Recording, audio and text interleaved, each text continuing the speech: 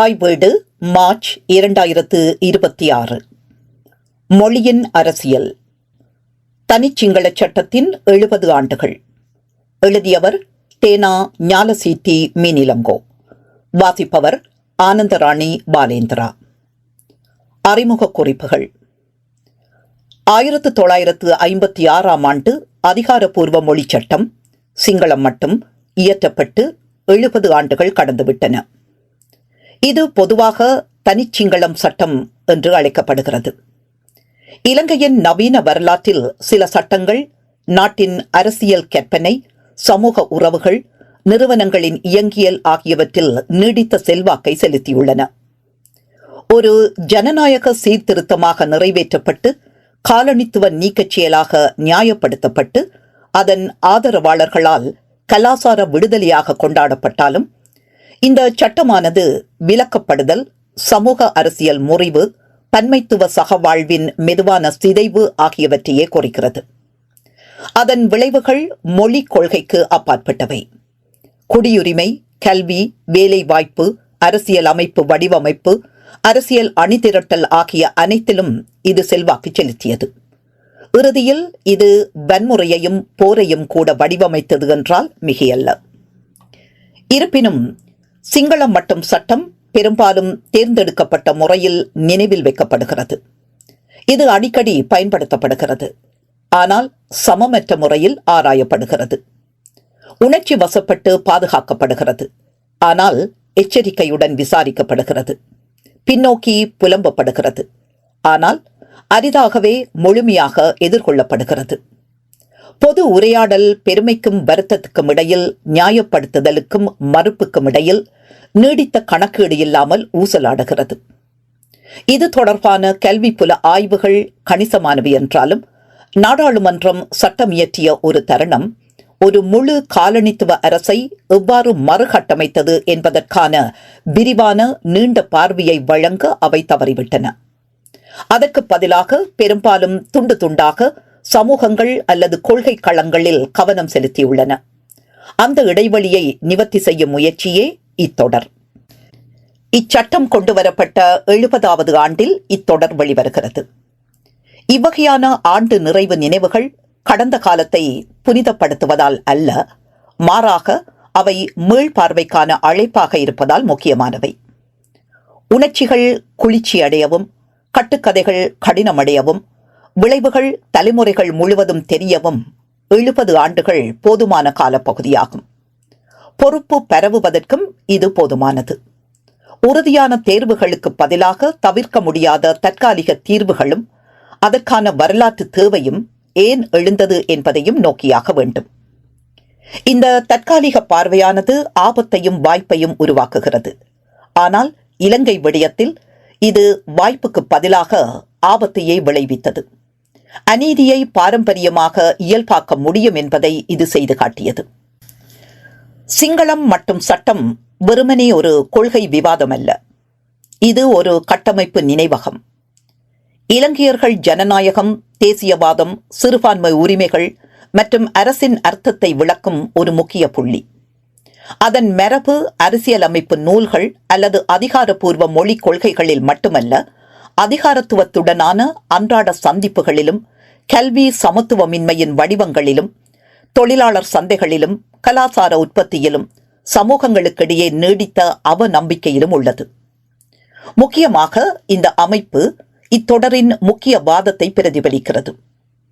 சிங்களம் மட்டும் என்ற பாரம்பரியம் நேரியல் அல்ல, அது காரணத்திலிருந்து விளைவு என்ற நேர்கோட்டில் முன்னேறாது. அதற்கு பதிலாக அது குவிந்து உருமாறி மீண்டும் வெளிப்படுகிறது. சில நேரங்களில் எதிர்பாராத இடங்களில் அது வெளித்தெரிகிறது. அந்த மரபை கண்டறிய கால நிலஞ்சார் பகுப்பாய்வை விட தொடர்ச்சியான கவனம் தேவை. தனிச்சிங்கள சட்டம் குறித்த அதிக எழுத்துக்களை 3 பரந்த சட்டங்களில் ஒன்றில் அடக்கவியலும். முதலாவது தேசியவாதத்தின் கொண்டாட்டம். இது 1956ஐ காலனித்துவ உயரடுக்கு ஆதிக்கத்தின் மீது பெரும்பான்மையினரின் வெற்றியாக கருதுகிறது. இந்த கண்ணோட்டத்தில் சிங்களம் மட்டும் வரலாற்று அநீதியை சரி செய்தது. மேலும் அதன் எதிர்மறையான விளைவுகள் மிகைப்படுத்தப்படுகின்றன என்று வாதிட்டது. அவை சிறுபான்மையினரின் பிடிவாதத்தின் மீது குற்றம் சாட்டுகின்றன. இரண்டாவது, பேரழிவு தரும் சமூக முறிவு. இது 1956 அடுத்தடுத்த அனைத்து மோதல்களுக்கும் வழிகோலிய அடிப்படை நிகழ்வாகும். இந்த சட்டம் தமிழ் மொழியின் அந்நியப்படுத்தலின் ஆழத்தை படம் பிடித்தாலும் சிக்கலான செயல்முறைகளை ஒரே தருணத்தில் சரி செய்வதன் மூலம் வரலாற்றை தட்டையாக்க முடியும் என்று கணக்கு போட்ட அரசாங்கத்தின் மூடத்தனத்தை வெளிப்படுத்தியது. மூன்றாவது, செயன்முறை தவறு. இது சிங்களம் மட்டும் மோசமாக வடிவமைக்கப்பட்டது அல்லது செயற்படுத்தப்பட்டது என்பதை ஒப்புக்கொள்கிறது. ஆனால் அதை ஆழமான அதிகார கட்டமைப்புகளில் பொதிந்துள்ள ஒரு தார்மீக அரசியல் தேர்வின் வெளிப்பாடாக கருதுவதற்கு பதிலாக ஒரு கொள்கை பிழையாக கருதுகிறது. இத்தொடர் இம்மூன்றையும் தாண்டி செல்ல முயல்கிறது. இது காலனித்துவ எதிர்ப்பு குறையின் நியாயத்தன்மையையோ ஆங்கில ஆதிக்கத்தின் அநீதியையோ மறுக்கவில்லை. இது இலங்கையின் மோதலை மொழிக் கொள்கையாக மட்டும் குறைக்கவில்லை. அதற்கு பதிலாக நீதிக்கான கோரிக்கை எவ்வாறு புதிய மற்றும் நீடித்த ஏற்றத்தாழ்வுகளை உருவாக்கும் ஒரு வடிவமாக மொழிபெயர்க்கப்பட்டது. மேலும் அந்த மொழிபெயர்ப்பு ஏன் அந்த நேரத்தில் பலருக்கு ஏற்றுக்கொள்ளத்தக்கதாக மட்டுமல்லாமல் தார்மீக ரீதியாகவும் கட்டாயமாக தோன்றியது என்றும் கேட்கிறது. அவ்வாறு செய்வதன் மூலம் இத்தொடர் சிங்களம் மட்டும் என்பதை வெறும் மொழி சட்டமாக மட்டுமல்லாமல் அரசு உருவாக்கும் திட்டமாகவும் மறுவடிவமைக்கிறது. தேசத்தை வரையறுக்க, குடியுரிமையை ஒழுங்குபடுத்த, நிறுவனங்களை மறுசீரமைக்க, ஜனநாயகத்தை ஒழுக்கப்படுத்த மொழி எவ்வாறு பயன்படுத்தப்பட்டது என்பதை இது ஆராய்கிறது. மொழி அதிகாரமாக 1956 ஏன் முக்கியமானது? மே 1956 இலங்கையில் அலுவல் மொழி சட்டம் நிறைவேற்றப்பட்ட போது அது ஒரு வரலாற்று தவறுக்கான தொழில்நுட்ப திருத்தமாக பரவலாக வடிவமைக்கப்பட்டது. காலனித்துவ ஆட்சியின் மொழியாகவும் உயரடுக்கு சலுகையின் மொழியாகவும் இருந்த ஆங்கிலம் பெரும்பான்மையினரின் மொழியான சிங்களத்தால் மாற்றப்பட்டது. ஆயினும் கூட வெளிப்பட்டது வெறுமனே ஒரு மொழியியல் மாற்றம் அல்ல, மாறாக அதிகாரத்தின் மறுசீரமைப்பு. அடுத்தடுத்த தசாப்தங்கள் வெளிப்படுத்துவது போல் மொழி வெறுமனே அரசியல் அதிகாரத்தை வெளிப்படுத்தவில்லை, அது அதை உருவாக்கியது. சிங்களம் மட்டும் சட்டம் மொழியை ஒரு ஆளும் கொள்கையாக மாற்றியது. அது நிறுவனங்களை மறுவடிவமைத்தது, குடியுரிமையை மறுசீரமைத்தது, எல்லாவற்றுக்கும் மேலாக தார்மீக சட்டபூர்வமான தன்மையை மறுசீரமைத்தது. 1956 இன்னும் ஏன் முக்கியமானது என்பதை புரிந்து கொள்ள இலங்கையை ஒரு பரந்த உலகளாவிய சூழலுக்குள் நிலைநிறுத்துவது அவசியம். மொழி அரசு அதிகாரத்தின் முதன்மை ஊடகமாக மாறினாலும் அது நெருக்கமான நிறுவன ரீதியான வழிகளில் உள்ளடக்கத்தையும் விலக்கையும் கட்டமைக்கிறது. இலங்கையின் அனுபவம் அதன் தீவிரத்திலும் அது ஏற்படுத்திய நீண்டகால விளைவுகளிலும் தனித்துவமானது.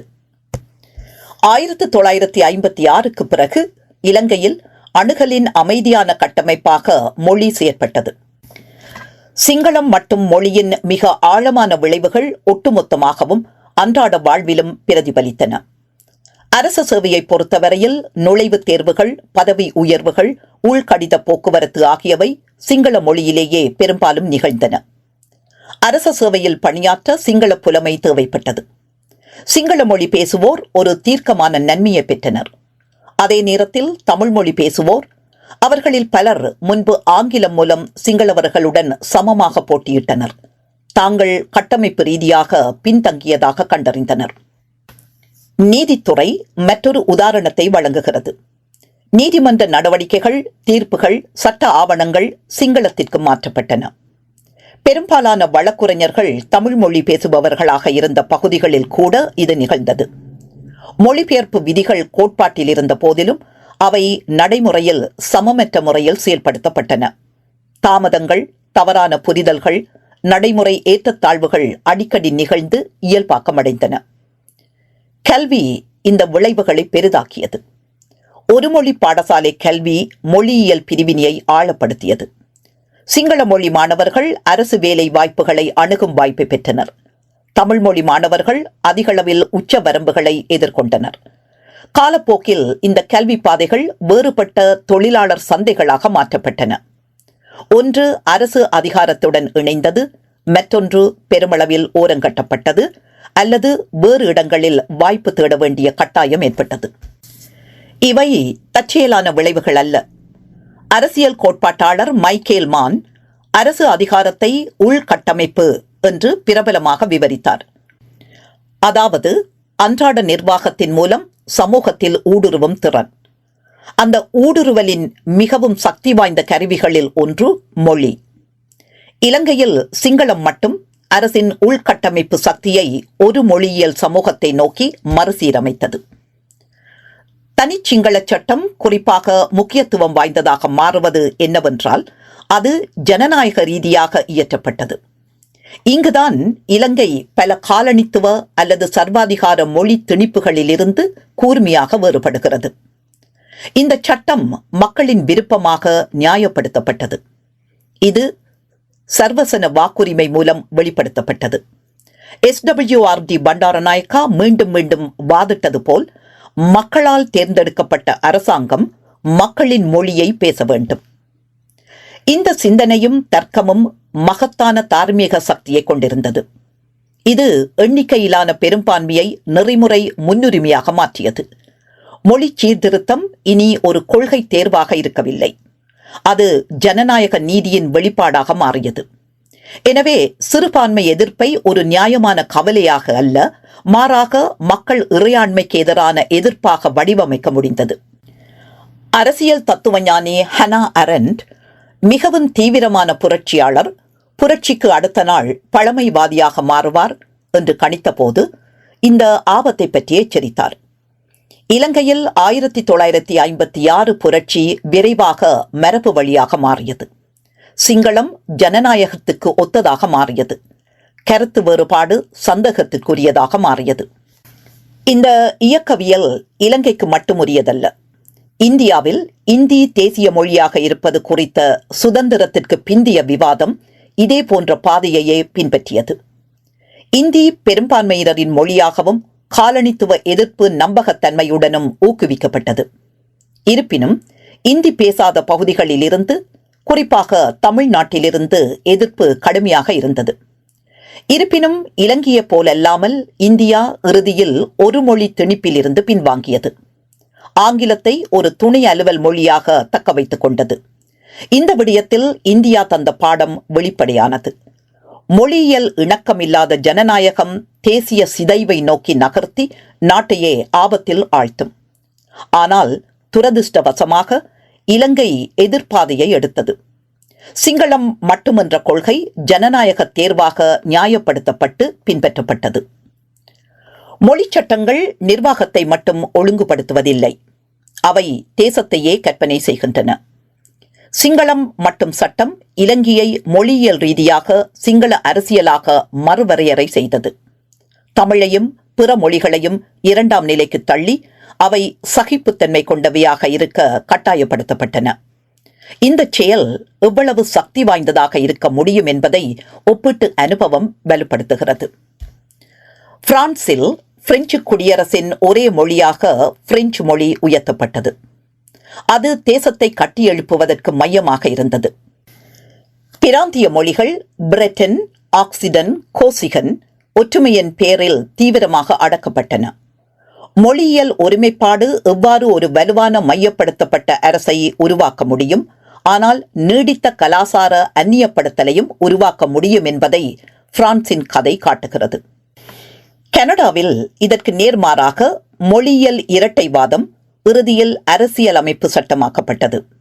ஆங்கிலம் பிரெஞ்சு இடையேயான மோதல், குறிப்பாக கியூபெக்கில் மொழியியல் சமத்துவத்தை மறுப்பது பிரிவினைவாத உணர்வை உருவாக்குகிறது என்பதை வெளிப்படுத்தியது. கனேடிய இருமொழிவாதம் இலட்சியவாதத்தால் பிறந்ததல்ல, அரசியல் தேவையினால் பிறந்தது. இலங்கையின் சோகம் அது பேச்சுவார்த்தை மூலம் பெறப்பட்ட பன்மைத்துவத்தை விட குறியீட்டு ஒற்றுமையை தேர்ந்தெடுத்ததே. சிங்களம் மட்டும் மூலம் தேசத்தை கற்பனை செய்வதன் மூலம் நாடு சிங்களவர்களுக்கு மட்டுமே சொந்தமானது என்ற விதிமுறையை உருவாக்கியது. தமிழ் பேசும் குடிமக்கள் இனி நாட்டினது இணை உரிமையாளர்கள் இல்லை, அவர்கள் பெரும்பான்மை தேசத்திற்குள் மொழியியல் சிறுபான்மையினராக மாறினர். இங்கே கவனிக்க வேண்டியது மொழி வெறும் தொடர்பாடலுக்கானது மட்டுமல்ல, அது உணர்ச்சிகரமானது. குடிமக்கள் நாட்டை பற்றியும் தங்களை பற்றியும் எப்படி உணர்கிறார்கள் என்பதை இது வடிவமைக்கிறது. இலங்கையில் 1956க்கு பிந்திய அரசு தமிழ் பேசும் குடிமக்களுக்கு அந்நியமாக தோன்றியது. அது அவர்களுக்கு முறையான குடியுரிமையை மறுத்ததால் அல்ல, மாறாக அது அவர்களுக்கு அங்கீகாரத்தை மறுத்ததால் நிகழ்ந்தது. அரசியல் விஞ்ஞானி ஜேம்ஸ் சி ஸ்காட் மக்களை தெரியாதவர்களாக மாற்றும் அரசு நடைமுறைகள் எதிர்ப்பை உருவாக்குகின்றன என்று வாதிட்டார். இலங்கையில் இதற்கு நேர்மாறானது நிகழ்ந்தது. தமிழ் குடிமக்கள் மொழியியல் வெளியாட்களாக மிக தெளிவாக தெரிந்தனர். அவர்களின் உச்சரிப்புகள், ஆவணங்கள், கோரிக்கைகள் அவர்களை வேறுபட்டவர்களாக குறித்தன. இது பாதகத்தை மட்டுமல்ல, அவமானத்தையும் ஏற்படுத்தியது. இலங்கையின் இதே போன்ற இயக்கவியலை வேறு இடங்களிலும் காணலாம். பாகிஸ்தானில் உருது மொழியை ஒரே தேசிய மொழியாக திணிப்பது, வங்காள மொழி பேசுபவர்களை அவர்களின் எண்ணிக்கையில் பெரும்பான்மை இருந்த போதிலும் ஓரங்கட்டியது. வங்காள மொழியை மொழியியல் ரீதியாக அங்கீகரிக்க மறுப்பது கலாச்சார அழிப்பாகவும் அரசியல் ஆதிக்கமாகவும் உணரப்பட்டது. இதன் விளைவாக இணக்கம் ஏற்படாமல் பிரிவினை நிகழ்ந்தது.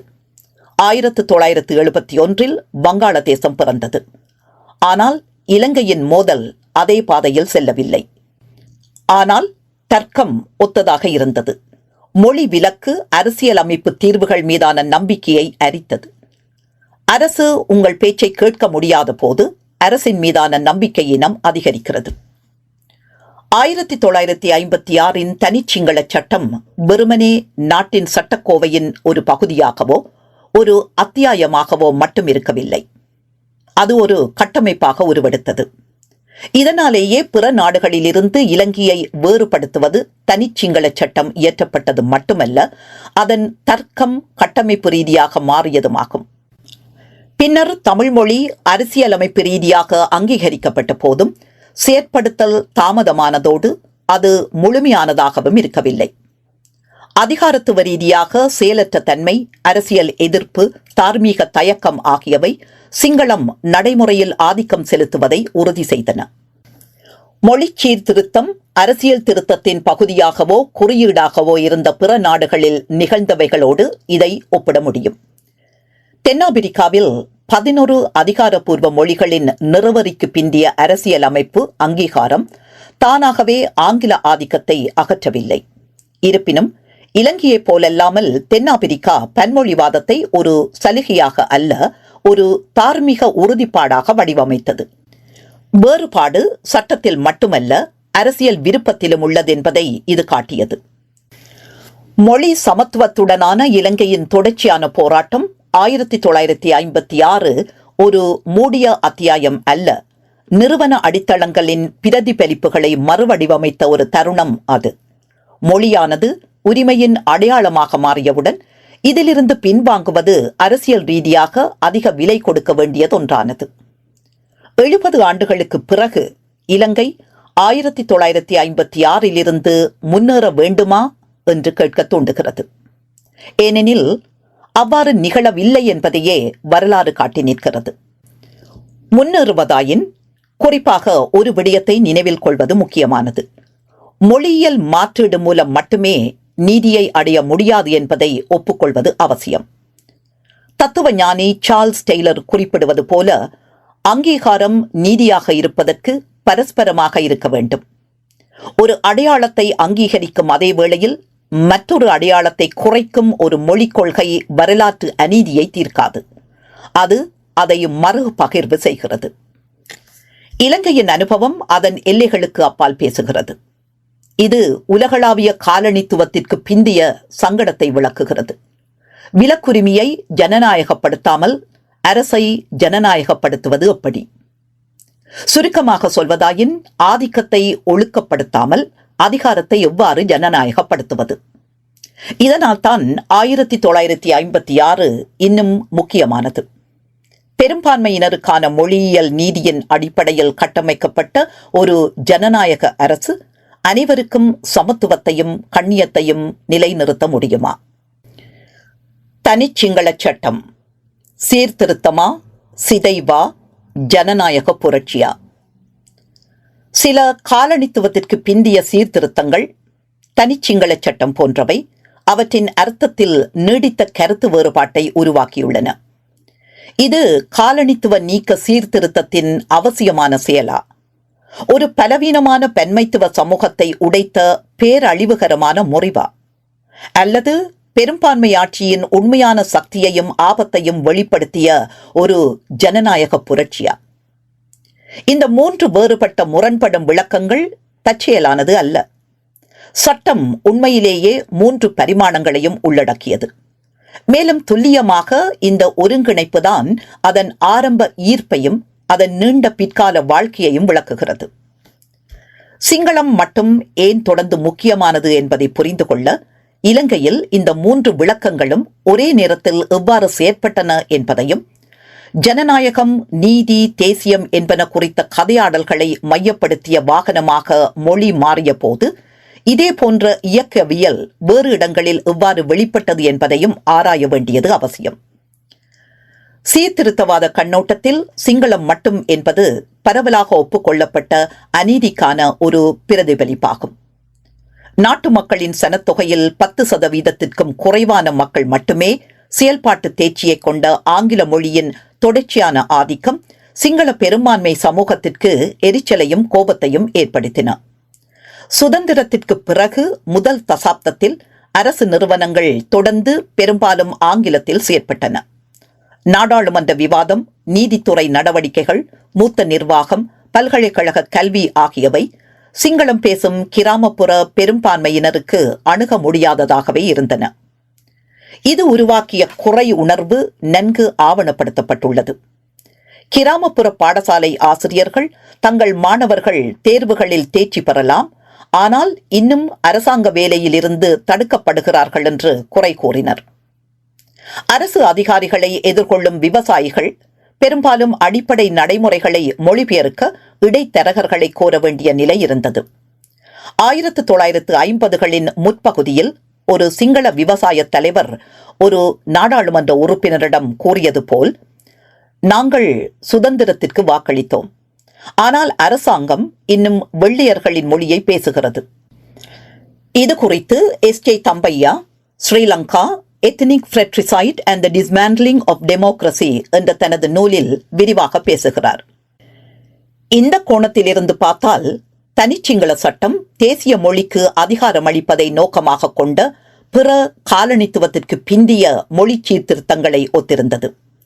இந்தோனேஷியாவில் பஹாசா இந்தோனேஷியாவின் உயர்வு நூற்றுக்கணக்கான மொழியியல் குழுக்களை ஒன்றிணைத்து டச்சு மொழிக்கு இருந்த சலுகையை அகற்றியது. டான்சானியாவில் ஜூலியஸ் நியரேரரின் சுவாகிலி மொழி ஊக்குவிப்பு மொழியை சமத்துவத்திற்கான ஒரு கருவியாக வெளிப்படையாக வடிவமைத்து ஒரு நாட்டில் அதன் மக்கள் தங்கள் அரசாங்கத்துடன் பேச முடியாவிட்டால் சுதந்திரமாக இருக்க முடியாது என்று வாதிட்டது. பண்டாரநாயக்காவின் சொல்லாடல் இந்த உலகளாவிய காலனித்துவ எதிர்ப்பு சொற்களஞ்சியத்தை எதிரொலித்தது. தனிச்சிங்கள சட்டம் மக்களுக்கு அரசாங்கத்தை மீட்டெடுக்கும் என்று அவர் வலியுறுத்தினார். இந்த சட்டத்தை சர்வஜன வாக்குரிமையின் நீட்டிப்பாக காட்டினார். இந்த அர்த்தத்தில் சிங்களம் மட்டும் என்பது வெறும் குறியீடாக இருக்கவில்லை. அது அரச இயந்திரத்துடனான அணுகலையும் கண்ணியத்தின் உறுதியான மறுபகிர்வையும் உறுதியளித்தது. ஆனால் இந்தோனேஷியாவோ டான்சானியாவோ போலல்லாமல் அங்கு தேசிய மொழிமயமாக்கல் இன சலுகைகளை தவிர்ப்பதற்கான திட்டமிட்ட முயற்சிகளுடன் சேர்ந்து கொண்டது. இலங்கை மொழியியல் மேலாதிக்கம் மூலம் சீர்திருத்தத்தை தொடர்ந்தது. இந்த வேறுபாடு தீர்க்கமானது. தமிழ் பேசும் குடிமக்களுக்கு தனிச்சிங்களம் சட்டம் சீர்திருத்தமாகவே உணரப்படவில்லை. அது நம்பிக்கை மீறலாக உணரப்பட்டது. சுதந்திரம் என்பது அரசியலமைப்பு ரீதியாக இல்லாவிட்டாலும் மறைமுகமாக புதிய அரசு அதன் அனைத்து மக்களுக்கும் சமமாக சொந்தமானதாக இருக்கும் என்ற எதிர்பார்ப்புடன் இணைந்திருந்தது. ஒரு மொழியை தேசிய சட்டபூர்வமான ஒரே அடையாளமாக மாற்றுவதன் மூலம் அச்சட்டம் அந்த எதிர்பார்ப்பை உடைத்தது. இந்த முறிவு குறியீட்டு ரீதியாகவும் பொருளாதார ரீதியாகவும் இருந்தது. குறியீடாக இந்த சட்டம் தேசத்தை சிங்களவருடையது என்று மறுவரையறை செய்தது. பொருளாதார ரீதியாக அது வேலை வாய்ப்புக்கான சாத்தியங்களை மாற்றியது. தமிழ் மொழி பேசும் அரசு ஊழியர்கள் பதவியிறக்கம் அல்லது தேக்கத்தை எதிர்கொண்டனர். தமிழ் மாணவர்கள் அரசு வேலைவாய்ப்பு பாதைகள் குறுகுவதை கண்டனர். சட்ட தீர்வு மெதுவாகவும் கணிக்க முடியாததாகவும் மாறியது. ஒரு தமிழ் அரசு ஊழியர் பின்னர் நினைவு கூர்ந்தார். ஒரே இரவில் நாங்கள் அரசின் அதிகாரிகளாக இருந்து அதில் அந்நியர்களாக மாறினோம். சட்டம் எங்களை வெளியேற்றவில்லை, ஆனால் அது எங்களை கடந்து பேசியது. மொழி சீர்திருத்தம் ஒருதலை பட்சமாக இருக்கும் போது இதுபோன்ற விரிசல்கள் எவ்வாறு அதிகரிக்கின்றன என்பதை ஒப்பிட்டு கதைகள் எடுத்து காட்டுகின்றன. பாகிஸ்தானில் 1948 உருது மொழியை ஒரே தேசிய மொழியாக அறிவித்து நேரடியாக பிரிவினைக்கும் வங்காளதேசம் உருவாவதற்கும் பங்களித்ததை முன்னர் பார்த்தோம். இதேபோல் பெல்ஜியம் 20ஆம் நூற்றாண்டின் முற்பகுதியில் பிளெமிஷ் மொழியின் மொழியியல் சமத்துவத்தை அங்கீகரிக்க மறுத்தது. இது பல தசாப்தங்களாக உறுதியற்ற தன்மையை உருவாக்கியது. இறுதியில் இது சமஷ்டி ஆட்சியை ஏற்படுத்த கட்டாயப்படுத்தியது. இலங்கையில் தனிச்சிங்கள சட்டமாக்கல் துரித வேகத்தில் நிகழ்ந்தது. நம்பிக்கை, சமஷ்டி ஆட்சி அல்லது அர்த்தமுள்ள இருமொழிவாதத்தின் வழிமுறைகள் போன்றன நிறுவனமயமாக்கப்படுவதற்கு முன்பே தனிச்சிங்களம் சட்டம் இயற்றப்பட்டது. சட்டம் தெளிவின்மையை தீர்க்கமாக முடித்து வைத்து சிங்கள பெருந்தேசியவாதத்தை அகங்காரமாக முன்னகர்த்தியது. அதை பெரும்பான்மை ஆட்சியின் தார்மீக முழுமைவாதமாக நியாயப்படுத்தியது. ஆனால் இதற்கு நாடு கொடுத்த விலை மிக பெரிது. சிங்களம் மற்றும் சட்டத்தை பல விலக்கு மொழி கொள்கைகளில் இருந்து மிகவும் கூர்மையாக வேறுபடுத்துவது அதன் ஜனநாயக தோற்றமாகும். இது ஒரு சர்வாதிகார ஆட்சியால் திணிக்கப்படவில்லை. இது ஒரு மகத்தான தேர்தல் வெற்றியை தொடர்ந்து இயற்றப்பட்டது. இது அதற்கு அசாதாரண தார்மீக அதிகாரத்தை வழங்கியது. பண்டாரநாயக்காவும் அவரது ஆதரவாளர்களும் இந்த கருத்தை மீண்டும் மீண்டும் வலியுறுத்தினர். ஒரு சிங்கள நாடாளுமன்ற உறுப்பினர் விவாதத்தின் போது வாதிட்டது போல், ஜனநாயகம் ஏதாவது அர்த்தம் கொண்டால் அது பெரும்பான்மையினரின் மொழியில் ஆட்சி செய்வதை குறைக்கிறது. இந்த கதையாடல் மொழிக் கொள்கையை நெறிமுறைகளுக்கு அப்பாலும் விவேகத்துக்கு அப்பாலும் உயர்த்தியது. இது ஜனநாயக நம்பகத்தன்மையின் சோதனை களமாக மாறியது. அரசியல் கோட்பாட்டாளர்கள் இந்த ஆபத்தை பற்றி நீண்ட காலமாக எச்சரித்துள்ளனர். பெரும்பான்மையினரின் கொடுங்கோன்மை ஜனநாயகம் தோல்வியடையும் போது அல்ல, மாறாக அது முழுமையாக வெற்றி பெறும் போது எழுகிறது என்பதை பலர் தொடர்ந்து சொல்லி வந்துள்ளனர். இதற்கு இலங்கை ஒரு சிறந்த உதாரணமாக இருக்கின்றது. தனிச்சிங்கள சட்டம் ஜனநாயக ஆணையாக வடிவமைக்கப்பட்டவுடன் சிறுபான்மை உரிமைகள் கொள்கைகளை விட தடைகளாக மறுவகைப்படுத்தப்பட்டன. அந்தஸ்தின் சமத்துவம் அல்லது இருமொழி மாற்றத்திற்கான அழைப்புகள் பெரும்பான்மை விருப்பத்திற்கு எதிரான சிறுபான்மை சதிகளாக சித்தரிக்கப்பட்டன. நீதியின் மொழி சமரசத்தின் மொழியை மாற்றியமைத்தது. இந்தியாவில் சுதந்திரத்திற்கு பிறகு இந்தி தேசிய மொழியாக ஊக்குவிக்கப்பட்டது. ஆனால் தமிழ்நாட்டில் நடந்த வெகுஜன போராட்டங்கள் பின்வாங்க வேண்டிய கட்டாயம் ஏற்பட்டது. பிரதமர் ஜவஹர்லால் நேரு ஆபத்தை வெளிப்படையாக ஒப்புக்கொண்டார். 1963 நாடாளுமன்றத்தில் ஒற்றுமையின் பெயரால் எந்த மொழியையும் விருப்பமில்லாத மக்கள் மீது திணிக்க முடியாது என்று கூறினார். ஜனநாயக ஆதிக்கம் கலாச்சார ஒடுக்குமுறையாக மாறுவதை தடுக்க ஆங்கிலம் தக்க வைக்கப்பட்டது. இலங்கை இதற்கு எதிரானதை தேர்வு செய்தது. பின்னோக்கி பார்க்கும் விவாதங்களில் பெரும்பாலும் 2 விடயங்கள் மறக்கப்படுகின்றன. முதலாவது, சிங்களம் மட்டும் தவிர்க்க முடியாததல்ல என்பது. இரண்டாவது, இதற்கான மாற்று வழிகள் தீவிரமாக விவாதிக்கப்பட்டு முன்மொழியப்பட்டன. ஆனால் எதையும் கேட்பதற்கு அரசாங்கம் தயாராக இருக்கவில்லை. குறிப்பாக சிங்களத்திற்கும் தமிழுக்கும் இடையிலான சமத்துவம் தமிழ் தலைவர்களாலும் சில சிங்கள மிதவாதிகளாலும் ஆதரிக்கப்பட்டது. ஆங்கிலத்தை தற்காலிகமாக இணைப்பு மொழியாக தக்க வைத்துக் கொண்டு படிப்படியாக இருமொழிவாதத்தை நிலைநிறுத்துவது குறித்து விவாதிக்கப்பட்டது. பிராந்திய மொழியியல் சுயாட்சி குறித்து 1940களின் முற்பகுதியிலேயே முன்மொழியப்பட்டது. இந்த விருப்பங்கள் அவை செயற்பட முடியாதவை என்பதால் அல்ல, மாறாக அவை தார்மீக அக்கறை இல்லாததால் நிராகரிக்கப்பட்டன. பெரும்பான்மை சீர்திருத்தம் உடனடியான தெளிவான குறியீட்டு வெற்றியை உறுதியளித்தது. பன்மைத்துவ சீர்திருத்தத்துக்கு பொறுமை, பேச்சுவார்த்தை, கட்டுப்பாடு என்பன தேவைப்பட்டது. இந்த சிக்கலை உலகின் பல நாடுகள் எதிர்கொண்டுள்ளன. இலங்கை சமரசத்திற்கு தயாராகவோ நேரம் செலவழிக்கவோ தயாராக இருக்கவில்லை. இலங்கைக்கு எதிர்மாறான ஓர் உதாரணமாக கனடா திகழ்கிறது. கனடாவில் சமரசம் உயிர் வாழ்வாக மாறியது. வேறுபாடு பன்முகத்தன்மையில் இல்லை, ஆனால் அரசியல் கற்பனையில் இருந்தது. சிங்கள மொழி புனிதப்படுத்தப்பட்டவுடன் தொடர்பு ஊடகமாக இல்லாமல் நாகரிக மரபுரிமையாக சமரசம் ஒழுக்க ரீதியாக படிக்க முடியாததாக மாறியது. சீர்திருத்தம் ஒரு கோட்பாடாக கடினப்படுத்தப்பட்டது. தனிச்சிங்கள சட்டத்தின் மிகவும் நீடித்த விளைவுகளுள் ஒன்று அது நிறுவிய முன்னுதாரணமாகும். ஜனநாயக சட்டபூர்வமான தன்மை கட்டமைப்பு ரீதியான விலக்குடன் இணைந்து செயற்பட முடியும் என்பதை இது காட்டியது. இந்த முன்னுதாரணமானது மொழிக் கொள்கைக்கு அப்பாற்பட்டது என்பதை நாம் நினைவில் கொள்ள வேண்டும். குடியுரிமை எவ்வாறு புரிந்து கொள்ளப்பட்டது, அரசியலமைப்பு மாற்றம் எவ்வாறு அணுகப்பட்டது, கருத்து வேறுபாடு எவ்வாறு நடத்தப்பட்டது என்பதை இது வடிவமைத்தது.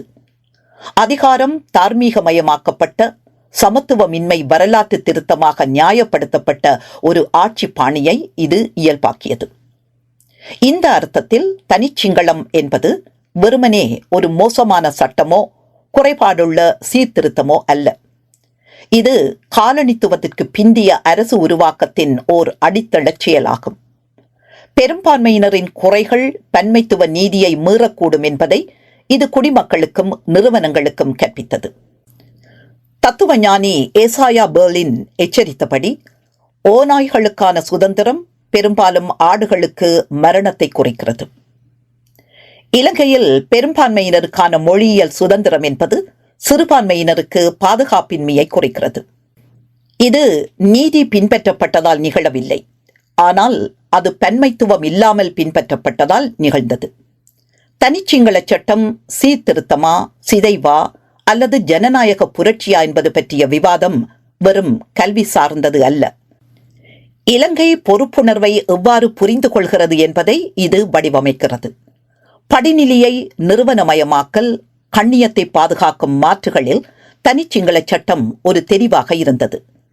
இதனால் இது ஜனநாயக ரீதியாக கொண்டுவரப்பட்டு தார்மீக ரீதியாக நியாயப்படுத்தப்பட்டது. தேசியமும் அரசின் மொழியியல் கற்பனையும். தேசியம் பற்றிய கேள்விக்கு ஒருபோதும் ஒரு முறை மட்டுமே பதிலளிக்கப்படுவதில்லை.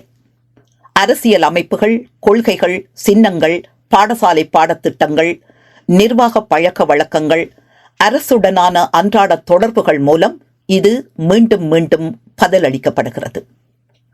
மொழி இந்த செயற்பாட்டில் ஒரு முக்கிய பங்கை வகிக்கிறது.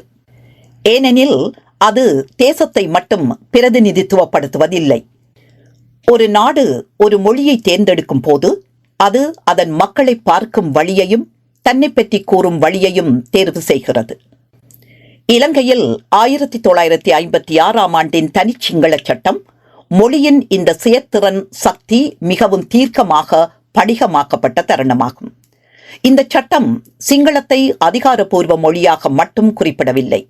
கற்பனை, தார்மீக அதிகாரம், நிறுவன பிரதிபலிப்பு ஆகியவற்றில் தேசத்தையே சிங்களமாக மறுவடிவமைத்தது. சட்ட சீர்திருத்தங்கள் அதன் விளிம்புகளை மென்மையாக்க முயற்சித்த நீண்ட காலத்திற்கு பிறகு இந்த மொழியியல் கற்பனை குறிப்பிடத்தக்க வகையில் மீள்தன்மை கொண்டதாக நிரூபிக்கப்பட்டுள்ளதோடு அரசியல் வாழ்க்கையையும் வடிவமைத்துள்ளது. இதை புரிந்து கொள்ள மொழி எவ்வாறு ஒரு தேசத்தை உருவாக்கும் சக்தியாக செயற்படுகிறது, அது எவ்வாறு சொந்தமாக இருப்பதற்கான எல்லைகளை உருவாக்குகிறது என்பதை நோக்க வேண்டும். அரசியல் சமூகங்கள் எல்லைகள் வரையப்படுவதாலோ அரசாங்கங்கள் உருவாக்கப்படுவதாலோ மட்டும் இருப்பதில்லை. குடிமக்கள் தங்களை ஒரு பகிரப்பட்ட கூட்டுறவின் ஒரு பகுதியாக கற்பனை செய்ய வருவதால் அவை உள்ளன. நாடுகள் கற்பனை செய்யப்பட்ட சமூகங்கள் என்ற பெனடிக்ட் ஆண்டர்சனின் கருத்து இங்கே கவனிப்புக்கு உகந்தது. ஆண்டர்சனின் சூத்திரத்தில் மொழி என்பது இந்த கற்பனையை நீடித்து நிலைக்கச் செய்யும் ஊடகமாகும். 1956க்கு முன்பு இலங்கையின் தேசிய கற்பனை நிலையாக இல்லை. ஆங்கிலம் நாட்டில் ஆதிக்கம் செலுத்தியது. ஆனால் அது ஒரு தேசிய மொழியாக உணர்ச்சி அதிர்வுகளை கொண்டிருக்கவில்லை. இதற்கிடையில் சிங்களமும் தமிழும் நீண்ட வரலாறுகளுடன் இணையான கலாச்சார உலகங்களாக இருந்தன. ஆனால் அவை அரசு அதிகாரத்தில் சமமாக பொறிக்கப்படவில்லை. நாடு இன்னும் மொழியியல் ரீதியாக ஒற்றை சொற்களில் கற்பனை செய்யப்படவில்லை. தனிச்சிங்கள சட்டம் இந்த நிச்சயமற்ற தன்மையை தீர்த்தது. சிங்களம் ஆட்சி மொழியாக மட்டுமல்லாமல் நாடு தன்னைத்தானே விவரித்துக் கொள்ளும் மொழியாகவும் மாறியது. நாடாளுமன்ற விவாதம், அதிகாரப்பூர்வ ஆவணங்கள், தேசிய சடங்குகள், அரச அடையாளங்கள் ஆகியவை சிங்கள மொழியியல் விதிமுறைகளை பிரதிபலித்தன. நாடு இப்போது மொழியியல் ரீதியாக ஒரே குரலில் படிக்கக்கூடியதாக இருந்தது. இந்த மாற்றம் வேறு இடங்களில் காணப்படும் வடிவங்களை பிரதிபலிக்கிறது. துருக்கியில் முஸ்தாபா கெமால் அத்தாதுர்க்கின் மொழி சீர்திருத்தங்கள், குறிப்பாக இலத்தீன் எழுத்துக்களை ஏற்றுக்கொள்வது, துருக்கிய மொழியை சுத்திகரிப்பது, ஒரு நவீன ஒற்றையாட்சியுடைய துருக்கிய தேசத்தை கற்பனை செய்வதற்கு மையமாக இருந்தன. மொழி சீர்திருத்தம் தேசத்தை கட்டியெழுப்புவதற்கு துணை புரியவில்லை. அது அடித்தளமாக இருந்தது. குர்திஷ் போன்ற சிறுபான்மை மொழிகள் ஒற்றை தேசிய கற்பனையை சீர்குலைத்ததால் துல்லியமாக ஓரங்கட்டப்பட்டன. இலங்கையின் மொழியியல் திருப்பம் இதே போன்ற தர்க்கத்தை பின்பற்றியது. இருப்பினும் துருக்கியை சர்வாதிகார எந்திரம் இல்லாமல் ஜனநாயக வழியில் அதை சாதித்தது. இருப்பினும் இதன் விளைவு ஒப்பிடத்தக்கது. ஒரு மொழியியல் அடையாளத்தை சுற்றி தேசிய கற்பனையின் சுருக்கம் இரு நாடுகளிலும் சாத்தியமானது. சிங்கள மொழிக்கு அதன் அசாதாரண குறியீட்டு சக்தியை வழங்கியது வெறும் மக்கள் தொகை மட்டுமல்ல, நம்பகத்தன்மையுமே. சிங்களம் தீவின் உண்மையான நாகரிகத்தின் மொழியாக சித்தரிக்கப்பட்டது.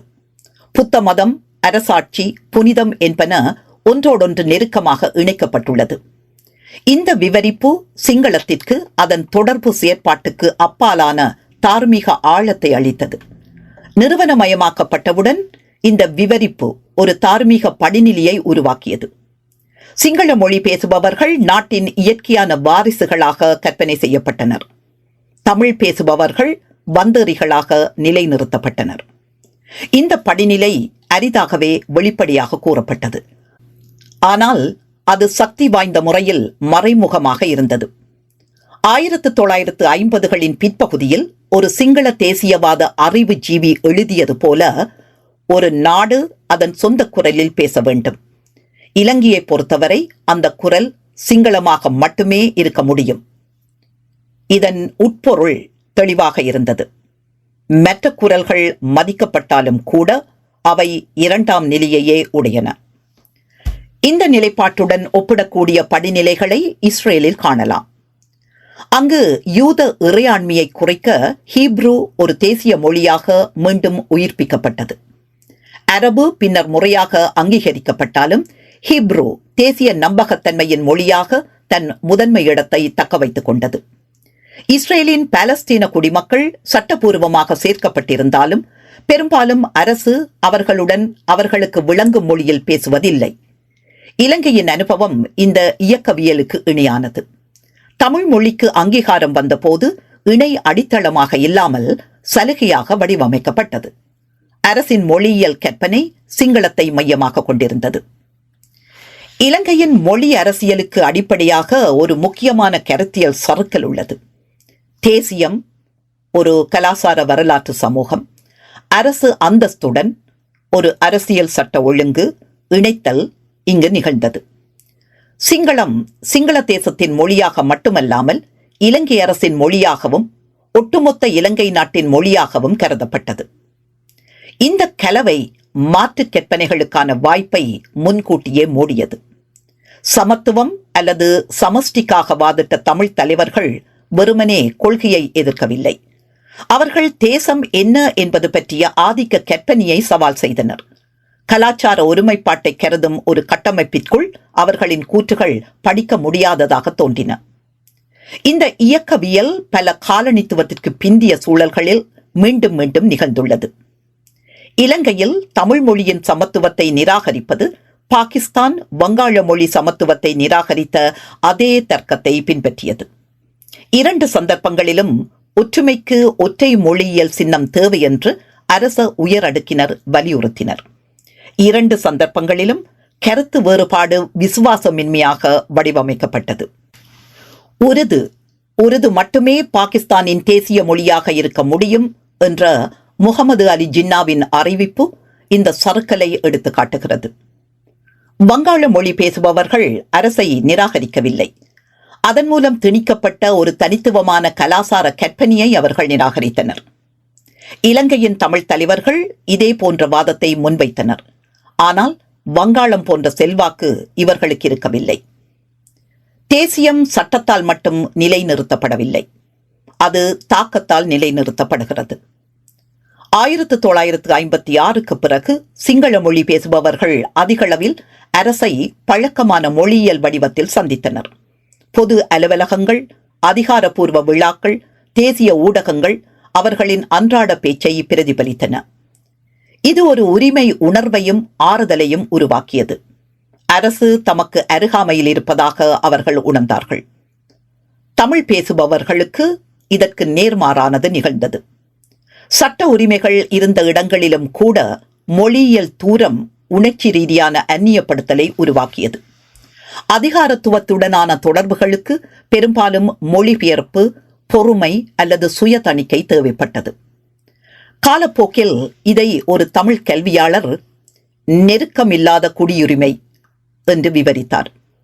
இந்த முறை வேறு இடங்களில் காணக்கூடியது. ஸ்பெயினில் பிராங்கோ காலத்தில் கட்டலான் ஒடுக்கப்பட்டது. கட்டலோனியாவில் ஸ்பானிஷ் அரசு மீதான உணர்ச்சி ரீதியான தொடர்பை இது பலவீனப்படுத்தியது. ஜனநாயகமயமாக்கலுக்கு பிறகும் மொழி அரசியல் அடையாளத்தின் முக்கிய அச்சாகவே இருந்தது.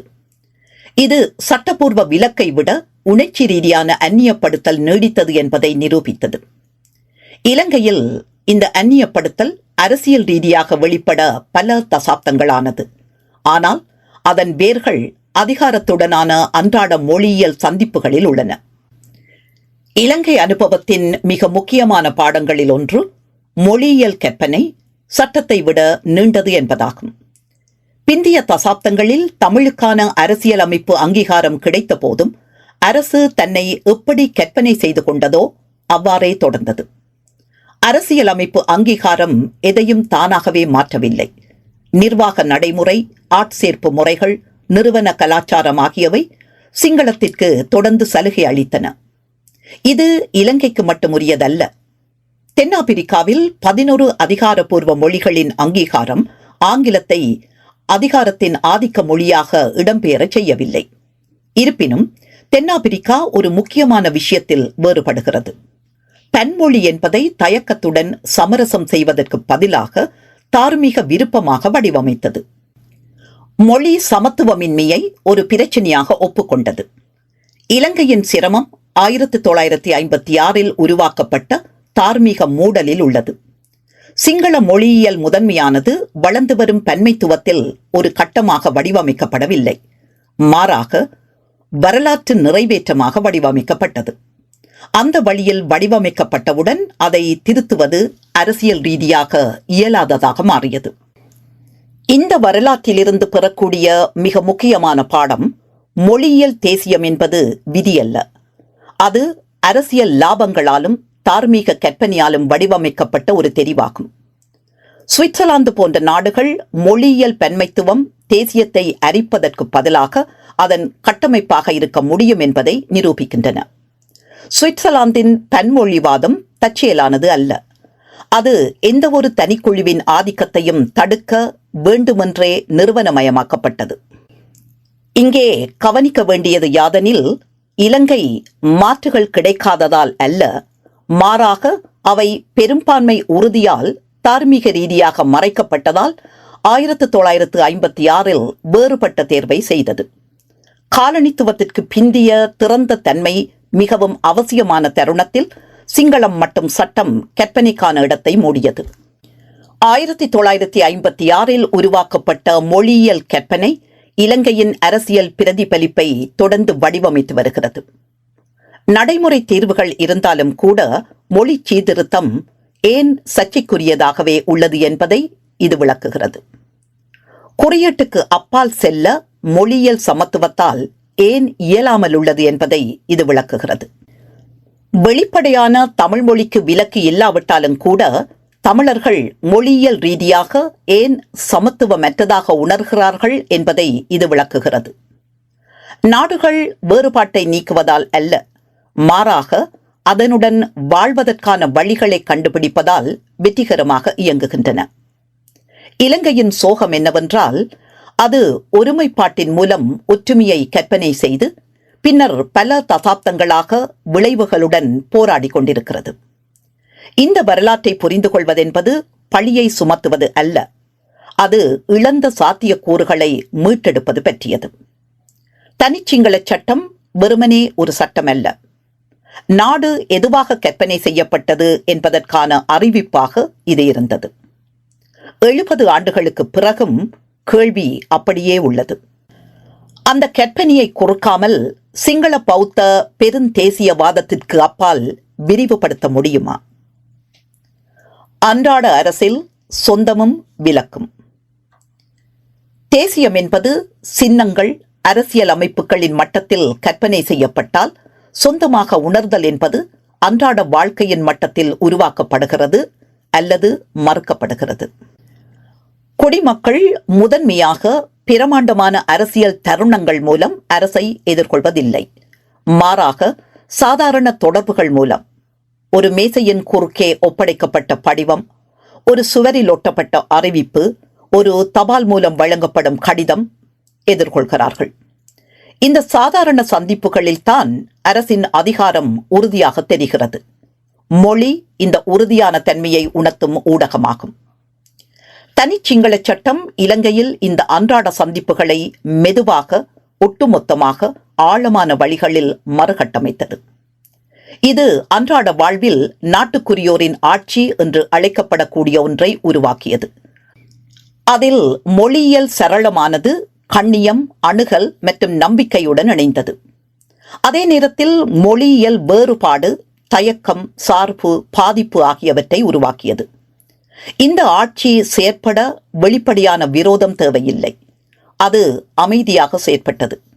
அதிகாரத்துவத்தின் மூலம் வழக்கப்படுத்தப்பட்டது, பழக்கத்தின் மூலம் இயல்பாக்கப்பட்டது, ஜனநாயக சட்டபூர்வமான தன்மை மூலம் நியாயப்படுத்தப்பட்டது. மானுடவியலாளர் அகில் குப்தா அரசு அதன் சாதாரண வெளிப்பாடுகளில் மிகவும் சக்தி வாய்ந்த முறையில் அனுபவிக்கப்படுகிறது என்று வாதிட்டார். 1956க்கு பிறகு இலங்கையில் இந்த வெளிப்பாடுகள் சிங்களத்தில் அதிகளவில் பேசப்பட்டன. அரசாங்க அலுவலகங்கள், காவல் நிலையங்கள், நீதிமன்றங்கள், பாடசாலைகள், மருத்துவமனைகள் மொழியியல் ரீதியாக சிங்கள இடங்களாக மாறின. தமிழ் பேசுபவர்கள் பெரும்பான்மையாக இருந்த பகுதிகளில் கூட இது நடந்தது. 1960களில் நில அனுமதி கோரிய கிழக்கு மாகாணத்தில் ஒரு தமிழ் விவசாயியின் அனுபவத்தை பார்க்கலாம்.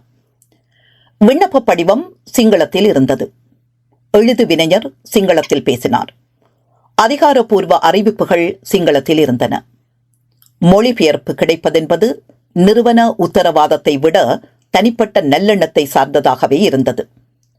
ஒவ்வொரு நிலையிலும் மத்தியஸ்தம் தேவைப்பட்டது. இருமொழி தெரிந்த அண்டை வீட்டார், அனுதாபமுள்ள அதிகாரி அல்லது ஊதியம் பெறும் இடைத்தரகர் என ஏதாவதொன்றை நம்பியிருக்க நேர்ந்தது.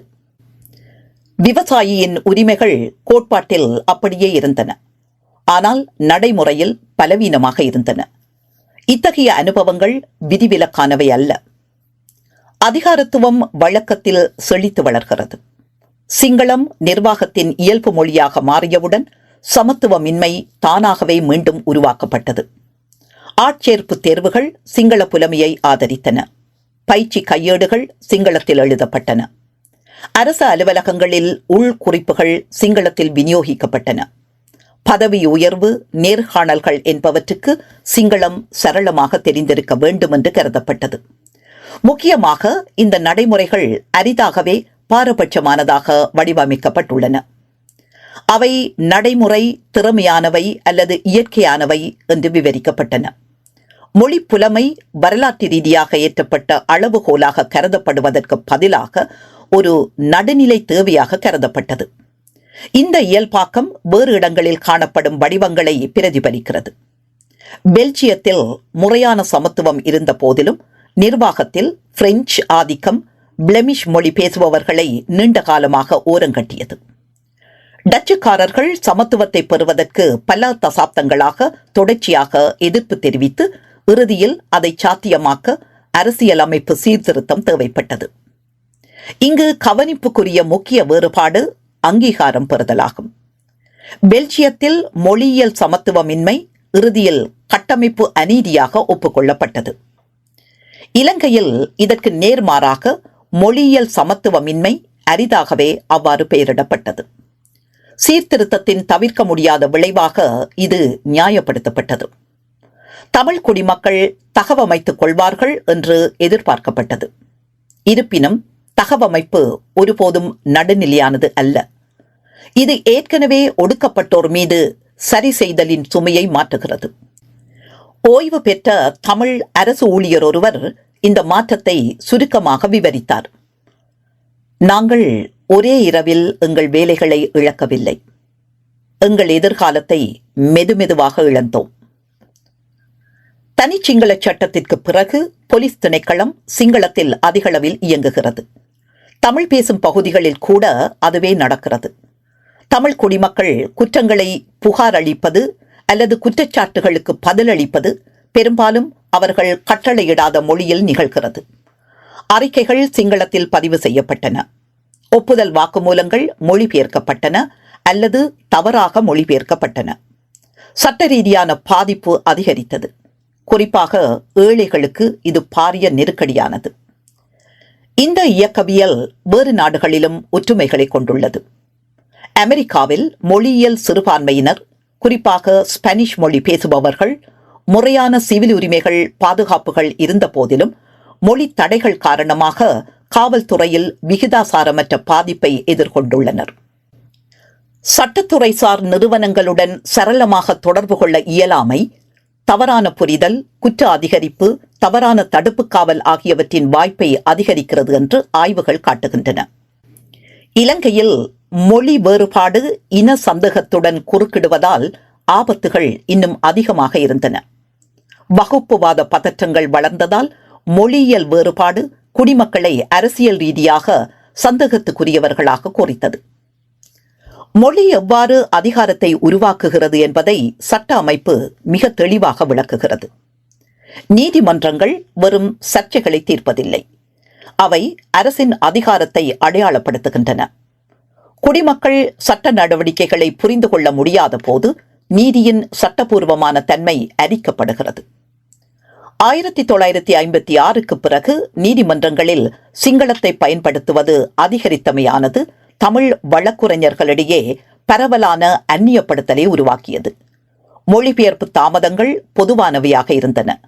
சட்ட நுணுக்கம் இழக்கப்பட்டது.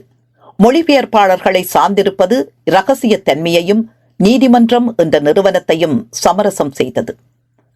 1970களில் தனிப்பட்ட முறையில் இது குறித்து எழுதிய ஒரு தமிழ் நீதிபதி இவ்வாறு குறிப்பிட்டார்: நீதி தாமதப்படுத்தப்படுவது அநீதி, ஆனால் மொழிபெயர்க்கப்படாத நீதி மோசமானது. அது ஒப்புக்கொள்ளாமல் மறுக்கப்படும் நீதி. இந்தியாவில் நீதிமன்றங்களில் இந்தியை பயன்படுத்துவது இந்தி பேசாத மாநிலங்களிலிருந்து தொடர்ச்சியான எதிர்ப்பை உருவாக்கியுள்ளது. ஏனெனில் மொழியியல் விலக்கு நீதித்துறையின் மீதான நம்பிக்கையை குறைமதிப்பிற்கு உட்படுத்துகிறது. தென்னாப்பிரிக்காவில் நிறவரிக்கு பிந்திய சீர்திருத்தங்கள் மொழி அணுகலை சட்ட சமத்துவத்தின் ஒரு அங்கமாக வெளிப்படையாக அங்கீகரித்தன.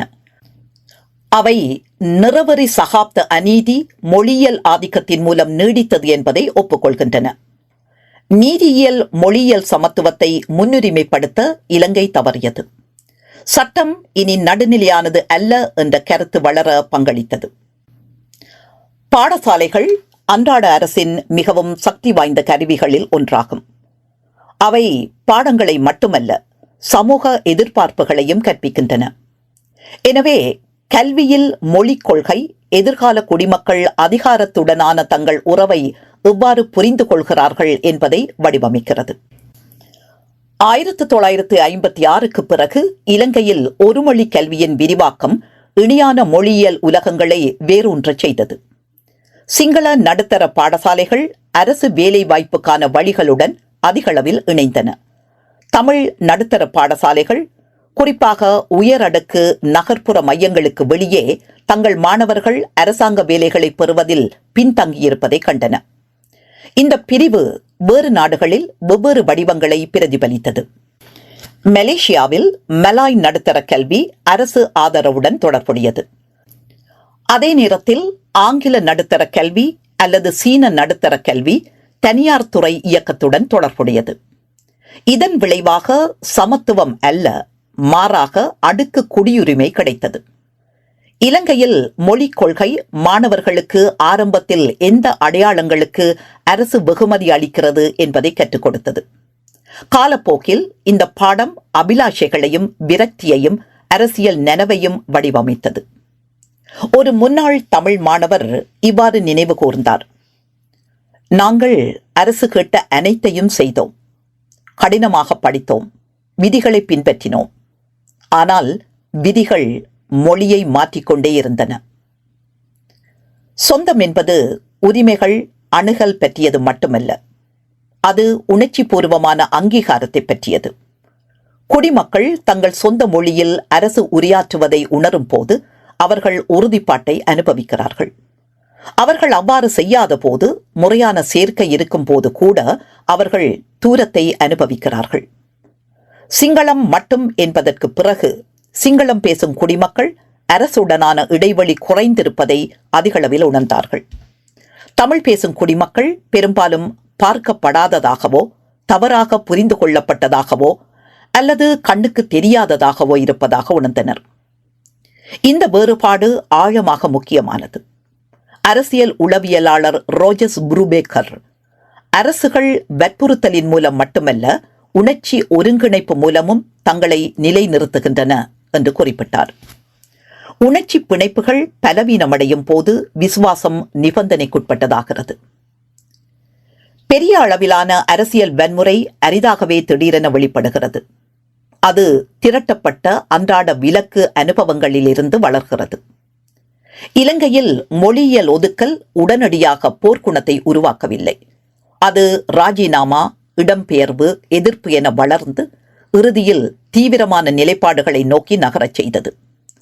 மொழி உரிமைகளுக்கான அமைதியான கோரிக்கைகள் புறக்கணிக்கப்பட்ட போது அல்லது அடக்கப்பட்ட போது, நிர்வாக சீர்திருத்தம் நிறைவேற தவறிய போது, அரசுடன் அன்றாட சந்திப்புகள் இரண்டாம் தர அந்தஸ்தை வலுப்படுத்திய போது மாற்று அரசியல் கற்பனையாளர்கள் நம்பகத்தன்மையை பெற்றனர். வட அயர்லாந்தில் இதே போலவே நடந்தது. வீட்டு வசதி, வேலை வாய்ப்பு, போலீஸ் கெடுபிடிகள் என பலதரப்பட்ட தளங்களில் தொடர்ச்சியாக நிகழ்ந்த அன்றாட பாகுபாடு பல தசாப்த கால மோதலுக்கு வழியமைத்தது. இலங்கையிலும் மொழி இதே போன்ற பங்களிப்பை செய்து 3 தசாப்த கால உள்நாட்டு போருக்கு வழி செய்தது. தொடரும் குறிப்புகள். இந்த தொடர் ஒரு கடினமான ஆனால் தவிர்க்க முடியாத முன்மொழிவால் வடிவமைக்கப்பட்டுள்ளது. நீதியை நோக்கமாக கொண்ட மொழி சீர்திருத்தங்கள், பன்மைத்துவ நெறிமுறை வரம்புகள், நிறுவன மனத்தாழ்மை, தார்மீக கற்பனை ஆகியன இல்லாமல் பின்பற்றப்படும் போது அநீதியை மீண்டும் உருவாக்க முடியும். தனிச்சிங்கள சட்டம் வெறும் கொள்கை தவறு அல்லது ஒரு துயரமான அத்துமீறல் அல்ல. இது ஒரு நியாயமான குறையை அடிப்படையாக கொண்ட ஒரு சீர்திருத்தமாகும். இருப்பினும் கலாச்சார ரீதியாக பன்மைத்துவ சமூகங்களில் நீதிக்கான ஜனநாயக பெரும்பான்மை அணுகுமுறைகளின் ஆழமான வரம்புகளை இது வெளிப்படுத்தியது. இந்த பின்புலத்தில் இத்தொடர் ஒரு முரண்பாட்டை எதிர்கொள்கிறது. கண்ணியத்தை மீட்டெடுக்கும் நோக்கில் உருவாக்கப்பட்ட ஒரு சீர்திருத்தம் எவ்வாறு தலைமுறைகளாக சமமற்ற உறவை இயல்பாக்கும் ஒரு பொறிமுறையாக மாறியது? இந்த கேள்விக்கு பதிலளிக்க கொள்கை பகுப்பாய்வுக்கு அப்பால் நீதி, ஜனநாயகம், பழுதுபார்ப்பு பற்றிய ஆழமான விசாரணையை நோக்கி நகர வேண்டும். சிங்கள மொழியின் மையத்தில் நீதிக்கான ஒரு கட்டாய கோரிக்கை இருந்தது. ஆங்கில ஆதிக்கம் ஒரு நடுநிலையான மரபு அல்ல. அது ஒரு சிறிய உயரடுக்கின் கைகளில் அதிகாரத்தை குவித்து பெரும்பான்மையினரை மொழியியல் ரீதியாக கண்ணுக்கு தெரியாததாக மாற்றிய ஒரு காலனித்துவ படிநிலை. ஒரு சிங்கள பள்ளி ஆசிரியர் 1955 ஒரு செய்தித்தாளுக்கு எழுதியது போல, நாங்கள் தேர்தல் நாளில் மட்டுமே குடிமக்கள், மீதமுள்ள நேரத்தில் அரசாங்கம் நாம் அறியாத ஒரு மொழியை பேசுகிறது. இந்த அவமான உணர்வு உண்மையானது, பரவலானது, தார்மீக ரீதியாக அவசரமானது. இதே போன்ற குறைகள் காலனித்துவத்துக்கு பிந்திய உலகம் முழுவதும் மொழியுரிமை இயக்கங்களை தூண்டின. தன்சானியா, இந்தோனேஷியா ஆகியன இதற்கு சில எடுத்துக்காட்டுகள். ஆனால் இலங்கையின் சீர்திருத்தம் ஒரு முக்கியமான விஷயத்தில் வேறுபட்டது. மொழியைச் சேர்ப்பதற்கு பதிலாக மாற்றுவதன் மூலம் நீதி பின்பற்றப்பட்டது. சிங்களம் அரச மொழிகளில் சேரவில்லை, அது அவற்றை இடம்பெயர்த்தது. ஆங்கிலம் அகற்றப்பட்டது, தமிழ் கீழ்ப்படுத்தப்பட்டது. இச்செயல் ஒரு குழுவுக்கு அவசியமான நீதியை வழங்கியது, மற்றொரு குழுவுக்கு கட்டமைப்பு ரீதியாக அநீதி இழைத்தது. அரசியல் தத்துவஞானி நான்சி ஃப்ரேசர் மறுபகிர்வு நீதிக்கும் அங்கீகார நீதிக்கும் இடையில் வேறுபடுத்தி, நிறுவன சமத்துவம் இல்லாமல் ஒரு குழுவின் நிலையை உயர்த்தும் தீர்வுகள் புதிய அநீதிகளை உருவாக்கும் என்று எச்சரிக்கிறார். தனிச்சிங்கள சட்டம் இந்த பிரச்சனையை எடுத்து காட்டுகிறது. எனவே இத்தொடர் சிங்களம் மட்டும் என்பதை நீதி மறுப்பாக அல்ல, மாறாக நெறிமுறை ரீதியாக முழுமையற்ற நீதியாக, பரிகாரத்தின் செலவுகளை யார் ஏற்க வேண்டும் என்று கேட்க தவறிய ஒன்றாக வடிவமைக்கிறது. 1956 கற்றுக்கொண்ட மிகவும் சங்கடமான பாடங்களில் ஒன்று, ஜனநாயக சட்டபூர்வமான தன்மையின் ஊடு அநீதியை மறைக்க முடியும் என்பது. சிங்களம் மட்டும் என்பது சட்டத்தால் திணிக்கப்படவில்லை, அது தேர்தல்கள், நாடாளுமன்ற செயல்முறை மூலம் இயற்றப்பட்டது. இந்த ஜனநாயக தோற்றம் அதற்கு பல தசாப்தங்களாக நிலைத்திருக்கும் ஒரு தார்மீக கேடயத்தை வழங்கியது. 70 ஆண்டுகளுக்கு பிறகு இலங்கை பல மொழி சீர்திருத்தங்களை செயல்படுத்தியுள்ளது.